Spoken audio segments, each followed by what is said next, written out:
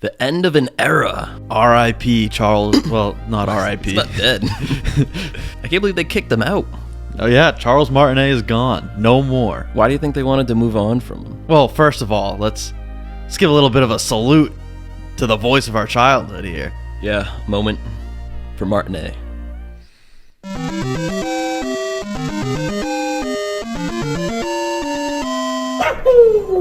All right. The Wentworth Bros. Listen, I think the timing's a little fishy. Why do you think they wanted Charles Martinet out now? Or should I say, why do you think Charles Martinet retired? Well, they really haven't been using his voice for ages now. They've just been using old voice clips for like the past decade. Right, they've been recycling Mario voice clips. We've become accustomed to Charles Martinet as the voice of Mario. But Nintendo doesn't want that. Nintendo forced Charles Martinet to retire. Yeah, do you think they're gonna replace him with Pratt? I don't think they'll replace him with Pratt, but they definitely want kids to associate Chris Pratt's voice with Mario's voice. Because of the success of the movie, they have this newfound audience of all these kids. They want to run with that audience, and they don't want to confuse them with Charles's high-pitched voice. Well, there is actually a new Mario already. Because he's not voicing Mario in Wonder. So somebody is. And what is that voice like? It's deeper, and it has less of an accent. Just like Chris Pratt's voice in the Mario movie. But is it Chris Pratt? I don't think so. Chris Pratt doesn't have that time on his hands. Who is it? I don't know. I guess we'll find out soon. I'm fed up with Mario. It's been 40 years, and he's still in the friend zone. With Peach? He's gotten a kiss every now and then on the cheek. Oh, please. He went through an entire voice actor.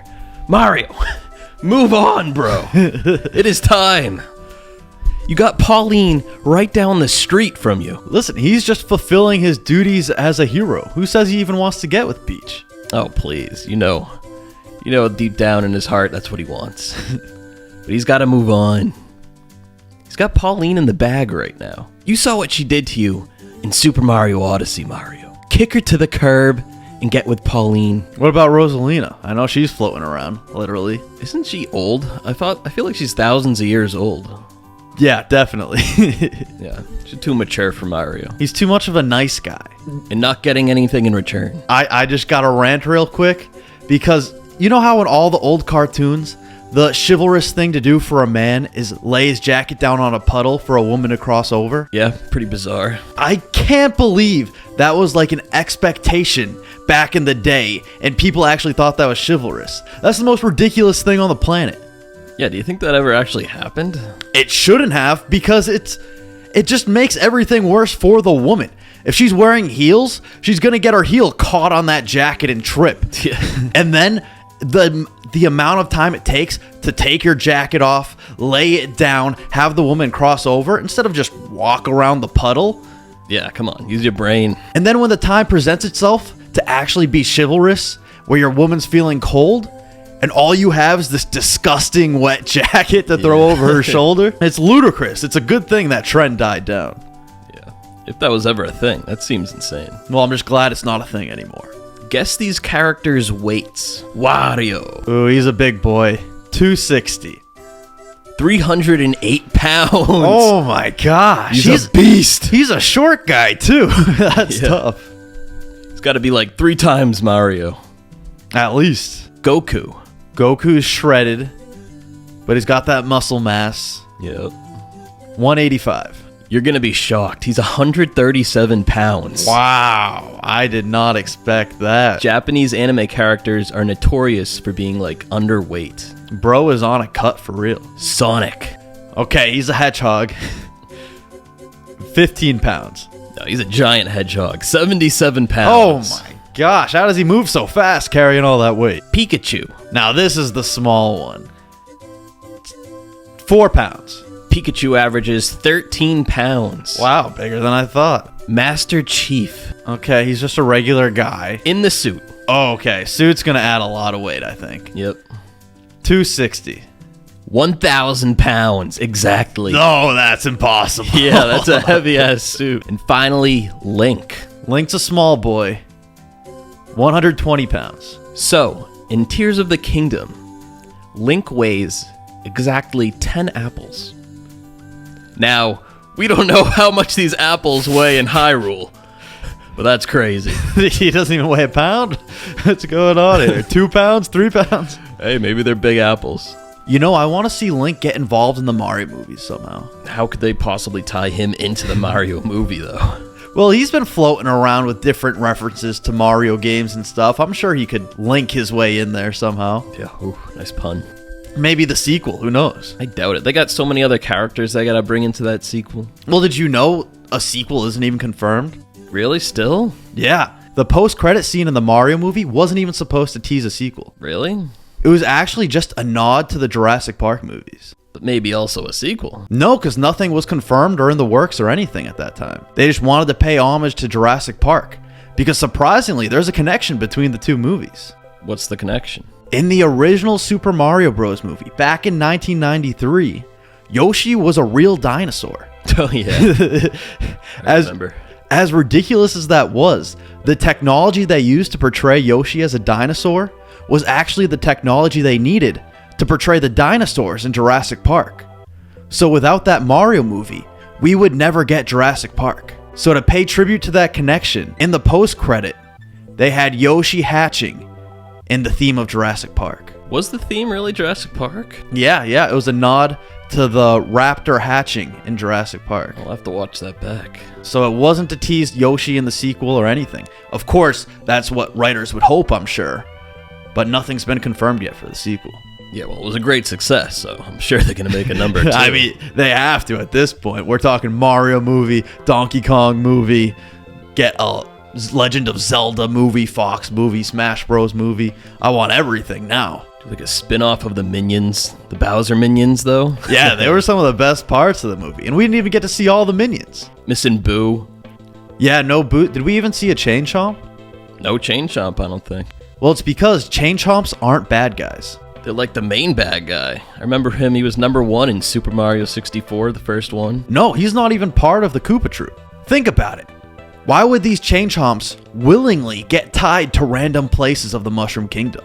Oh yeah, they're being hooked by the Bowser. And their barks? These are clearly wild animals caught by Bowser and chained down. And then he starves these animals so that they can try to attack Mario as he tries to save the princess. Yeah, they're being set up. And look at the Chain Chomps that don't have the chain. They're so much bigger than the actual Chain Chomps. It's because they're out in the wild and able to eat, and they're healthy. It's completely against their will. Yeah, they're being starved and turned savage by Bowser. The Koopalings aren't Bowser's children, but they're the 7 deadly sins brought to life by Kamek's magic. His dark magic. Right. Because Miyamoto confirmed that Bowser Jr. was Bowser's only kid. So what does that leave the other 7 Koopalings? Where do they come from? And they don't look like any of the other Koopas. Right, and there's 7 of them that all match each description of the deadly sins. You got Ludwig Koopa, full of wrath and anger. Yeah, a lot of anger in that one. Lemmy Koopa, the sloth, he'd rather clown around than fight. Roy, full of pride, the big bully of the group. Iggy, full of envy for being smaller. Poor guy. And Wendy, full of lust, as the girl covered in makeup and mirrors. Very flirtatious. Morton as gluttony, because he's fat. Yeah, he's a big boy. And Larry as greed, because he wants everything for himself. They've become the embodiment of Kamek's dark magic from Bowser's wishes. Jeez, they're even more evil than I thought. That's like the only origin story that makes sense for them. It's definitely a dark one. Let's try and lighten the mood a little bit here. All right. Name these Mario characters' Pokemon types. Oh, okay, this is an interesting one. Mario. I mean, he's got to be normal, right? I would kind of give him fire. That's what he's known for. First Mario game, that cover art, the fire bro. Well, he's got to get the fire flower to get it. I would maybe make that a secondary. Right, and because next up, Bowser. Fire. Right, so gotta give Mario normal. Bowser's gonna be fire. Wario. That's a tough one. Oh, poison. Yep. That gas attack. Kamek. Is there a magic Pokemon type? Psychic. Psychic, yes. Yeah, definitely psychic. Definitely. Boo. All right, Ghost. Pretty easy. Waluigi. That's a tough one.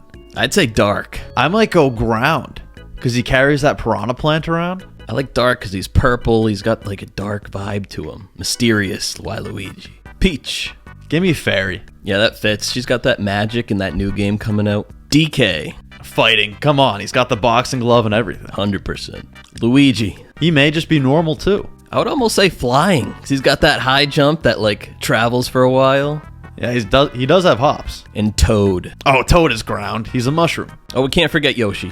What about Yoshi? I'd give Yoshi dragon. Ooh, yeah. I see that. Did we forget anyone else? Out of the main characters? Oh, there's Birdo. Birdo, yeah. I'd throw Birdo in the same category as Yoshi, probably. Yeah, there's really no other answer for Birdo. I think she looks more like a dragon than Yoshi. Like, what even is it? She, hold on a second. Birdo is a he. Birdo's definitely a girl. What are you talking about? Birdo's trans. I'm almost positive. So that would make him a he, right? Or are we crossing cancel boundaries right now? Well, does Birdo identify as a he or a she? I think Birdo was in like the Woman of Nintendo magazine or something like that. And she's got the big bow, the big ring on her finger, always flirting with Mario. Still would be trans, though. If originally it was a he. How do you know that, though? That's what our comments always tell me. That's how I know. I've only seen Birdo as a girl. I always thought she was a girl, too, but I would always see people saying that it's a boy, but I don't know about that. Also, isn't Birdo a species? So couldn't there be boy and girl Birdos? Yeah, I don't know. Because there are other colors of Birdo in Super Mario Bros. 2, but they all wear bows. So maybe there's only female Birdos. How would that make sense to produce more Birdos? Yoshis. Maybe all Yoshis are boys. Are Yoshis the boy versions of Birdos? That's what I originally thought my whole life. I always thought that. Because they were the partners in Mario Tennis, and I was like, all right, I got the boy and the girl. Yeah, that makes sense to me. Who's taller, Charmander or Squirtle? Going with my boy Squirtle. Wrong. Ah. Charmander's just under 2 feet, and Squirtle's 1.64 feet. Meowth or Bulbasaur? Well, Meowth's got the advantage of standing on 2 feet, so I go Meowth. Nope, it's Bulbasaur. Wow. He's got the big bulb. That's true, that's true. Pikachu or Magikarp? I don't know how you measure that, but I'll go Pikachu. Wrong again. Wow. Magikarp standing up tall is 3 feet. Pikachu's 1.3 feet. Ash or Nidoking? I'm gonna go Nidoking. Oh, you're wrong again. Oh, man. My god. Nidoking's 4.6 feet. Ash is 4.7 feet tall. Nidoking looks like a monster. Yeah, but officially, that's how. And finally, Charizard or Tom Cruise? I feel like you're tricking me again, but I'm gonna go Charizard. Wrong. Oh my god. They're the same height. Gotcha. Okay. 5'7" tall. Did you know Nickelodeon confirmed that SpongeBob was gay? I did see that a while back. I just found this out now. For like a Pride Month a while back, they They made a tweet. Yeah. Ridiculous. I don't believe it because I see SpongeBob crushing on Sandy all the time. I don't know. I see SpongeBob, but I'm just like, yeah, that makes sense. Yeah, I mean, he crushes on Squidward too. So. But at least make him bi. That would make more sense to me if SpongeBob was bi. He's just a fun-loving sponge. His voice actor in like 2002 came out and said that he was asexual. Is that a part of the LGBTQAXQRTLG? I think it's the A. Yeah, an updated version. Hey, so maybe he's just asexual and not gay. But he's definitely part of the community. Could be against his will, though. Who knows? What? Did SpongeBob choose it? I think it was Nickelodeon that chose it. Well, now you get into this bigger question. It's like, do you choose your sexuality? Like, did SpongeBob choose to be LGBTQIA+. I don't know. I wonder what Patrick is. Patrick's straight. Come on. Patrick was crushing on the mermaid in the movie. Oh, that's right. Yeah, confirmed straight. Patrick Star. What about the others, like Mr. Krabs? Ooh, oh, Mr. Krabs has a kid. Yeah, but his kid is a whale. That's got to be adopted, right? Oh, yeah, maybe. I don't know. Maybe you got with a whale. That'd be wild sex. Well, Mr. Krabs is a creep. Let's get this straight. Mr. Krabs got caught spying on all of Bikini Bottom. When? In the episode Truth or Square, SpongeBob, Squidward, and Mr. Krabs all get stuck in the vent system of the Krusty Krab. And when they come out in one of the rooms, it's a room filled with cameras all over Bikini Bottom. And when Squidward questions him on it, Mr. Krabs like slowly waddles out of the camera frame, all nervous, because you can see Sandy brushing her teeth. You can see everything going on. Oh my gosh, it's in people's homes? Yeah. So that means Mr. Krabs is either a peeping Tom weirdo, or he's working for somebody to get all these camera shots. And when it pans over to the left, it shows a camera crew, 2 fish, recording their conversation at that very moment, because it's the narrator. The narrator of SpongeBob hired Mr. Krabs to set up this surveillance system to watch all of Bikini Bottom, so he gets every camera angle to create the show SpongeBob SquarePants. So SpongeBob is a reality show? It's a show within a show. That's super meta. Mr. Krabs will do anything for a penny, so he just completely invaded everyone's privacy for the sake of some bugs. That is insane. Wait, have you heard of the insane Rugrats theory? I haven't heard about Rugrats in ages, to be honest. All of the Rugrats are a part of Angelica's imagination. They aren't real. None of them? Chucky died in the same accident that his mom died in. And that's why his dad is always so nervous and freaking out, because he has to deal with that. So she's imagining all the kids? Right. What about Tommy? Well, Tommy was a stillborn, and that's why Stu goes down into the basement late at night, making toys for the son he wish he had. That's why he's always depressed. And the twins ended up being a miscarriage. It was early in the pregnancy, so Angelica didn't know if it was going to be a boy or a girl, so she just imagined both. What about Susie? Susie is real and going along with all of Angelica's crazy imaginations because it's her only friend, and she tries to make her happy at all times. But the one baby that is real is Dill. Dill goes against Angelica's crazy imagination and doesn't do what she expects, and that's why Angelica freaks out on Dill all the time and gets so upset. I want more evidence on Tommy. I don't believe Tommy's dead. Well, think about how these babies are able to talk, but they're only at the same level as Angelica, who's a toddler at that point. Yeah, that's true. Because they're simply a part of Angelica's imagination, so they can do whatever she wants. Yeah, they're just imaginary friends, so they say whatever they want her to say. Exactly. Does Rugrats still run today? I haven't seen that in ages. I know they made like an all-grown-up variation of it. That's like Nickelodeon's biggest hit of all time. Rugrats, really? Grown up, all grown up, yeah. That's insane. That the spin-off of Rugrats is bigger than Rugrats. Well, their one movie, the all grown up movie. Oh, okay. They aired it on Nickelodeon. That was their biggest show all time. That's kind of like how Teen Titans Go is bigger than Teen Titans now. Yeah. That's crazy because Teen Titans was my favorite Cartoon Network show. It is amazing, that show. The art style, the storylines, everything. For as good as it is, Teen Titans had the worst finale. And it's because Cartoon Network randomly decided to cancel it. Yeah, why would they cancel that show?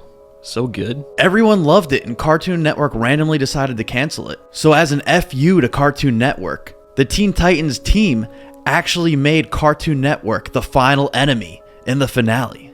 Really? What? I don't remember Yeah. So the monster they fight in the finale is black and white, just like the iconic colors of Cartoon Network. And its powers is that it changes into literally anything all the time, and the Teen Titans can't keep up with it. And that's supposed to represent Cartoon Network constantly changing their minds on Teen Titans, whether they want to continue it, whether they want 3 more seasons, 1 more season, too many episodes, not many episodes, and the Teen Titans team couldn't keep up with it. And in the finale, the Teen Titans never defeat this enemy. It's the only enemy that the Teen Titans didn't defeat. Oh wow, they didn't kill him? No, because the black and white monster defeated the Teen Titans in the show and in real life. Jeez. Well, they're back now. Teen Titans Go. Teen Titans Go isn't Teen Titans, come on. You gotta give it a chance, though. It's not bad. It's very meta. I will say there's a lot of fourth wall jokes in Teen Titans Go. It's pretty funny. Like, I don't like the cartoon style, art style of it, but it's got some jokes. Oh my god. Did you see Robin unmasked? No, that happened? Robin took his mask off for the first time. And what was beneath it? Oh my god. was like a full-blown Giga Chad. Like, he had the giant Giga Chad face, and he was so handsome. He's like, I can't show the people this. I'm too good looking. It's my deepest, darkest fear. How does that work? He's only got the eye thing. Yeah, I don't know. It's funny, though. I guess when all the pieces come together, that's what makes it click. He just takes away the one piece of the eyes. He removes it, and he's Giga Chad. Giga Robin. I'm sure without the mask, he'd actually be the superhero instead of the sidekick. Burn. You've seen Bojack, right? I saw it years ago. It's been a while. Bojack is such a legendary show. Yeah, that was one of my favorites when I was watching it. So good. Yeah, I was so enthralled with all the deeper meanings and all of the symbolism and stuff. But did you know that each character in Bojack represents the 5 stages of grief? What are the 5 stages of grief? Well, number 1, denial. That goes to Mr. Peanut Butter. Oh, yeah. So oblivious to everything. And when his brother was sick, he ignored the seriousness of it. And he actually believed that his parents went off to a farm when they got older. The next one is anger, which would be Diane. I'll admit this one's a bit of a stretch because she doesn't have these crazy outbursts. But whenever someone doesn't listen to her, goes against her advice, she always clenches her fists, sighs aggressively, and is very passive aggressive. We always joke you're Mr. Peanut Butter on Bojack in real life. And then the next stage, bargaining. Obviously, that's Princess Carolyn. Oh, yeah. She's a hustler. Her job is literally to bargain as an agent or manager. And then she's always making these promises to herself to be better and breaking those promises, constantly bargaining with herself. Who's next? Next up is depression. You want to guess who that is? Todd, my man. No. Oh, that's Bojack? Depression. Oh, yeah. I'm thinking Todd's like a lazy guy. Yeah. Depression is Bojack, obviously. Yeah. All right, yeah. I messed that one up. I don't think that needs explanation. I mean, you just watch the first episode where he eats like 85 donuts. Yeah. Todd should be depressed. No. Yeah, exactly. But he's not. So the last one, acceptance. And that is Todd. Because the worst possible things happen to Todd on all of his crazy side quests. And at the end of the day, he's just happy with it. It doesn't affect him, doesn't get his mood down, and he just accepts it. Yep. And then, when Bojack betrays him, he's able to recognize the pain that Bojack caused, but he doesn't hold any resentment. He just accepts it and moves on. Yeah, it's a good man at heart. Yeah, we should aspire to be like Todd. You're too busy being Mr. Peanut Butter. Listen, I like my Mr. Peanut Butter lifestyle. I'm an optimist.